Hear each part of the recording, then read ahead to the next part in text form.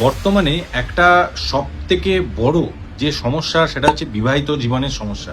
বিবাহিত জীবনের সমস্যা থেকে মানুষের জীবনে সে তার কেরিয়ার, সে তার হেলথ, সে তার পিতামাতা সবাইকে ইগনোর করে শুধুমাত্র বিবাহিত জীবনের কষ্টের জন্য আত্মহত্যা করছে। এরকম ঘটনা আমরা রিসেন্ট কিন্তু দেখতে পাচ্ছি এবং এই নিয়ে সারা ভারতে শোরগোল পড়ছে। জ্যোতিষ শাস্ত্রে বিবাহিত জীবনের সমস্যা থেকে সেপারেশন থেকে ডিভোর্স এই প্রতিটা জিনিস কিন্তু পুঙ্খানুপুঙ্খভাবে লেখা আছে কি কি কারণে হতে পারে। ম্যাক্সিমাম মানুষ আমি নিজে অ্যাস্ট্রোলজার হয়ে বলছি, ম্যাক্সিমাম মানুষ সেগুলি না মেনে বিবাহ করছেন। কারণ একটা ছেলে এবং একটা মেয়ে যখন একে অপরকে ভালোবাসছে, তাকে জ্যোতিষ বা যে কোনো জ্যোতিষ শাস্ত্রী যদি বলেন যে আপনারা বিবাহ করবেন না, উনি শুনবেন না, উনি বিবাহ করবেনই। ও বিবাহের পরে গিয়ে প্রবলেম ক্রিয়েট হচ্ছে এবং এমন জায়গায় পৌঁছাচ্ছে তখন আর সেই প্রবলেম মেরামত করার উপায় থাকছে না।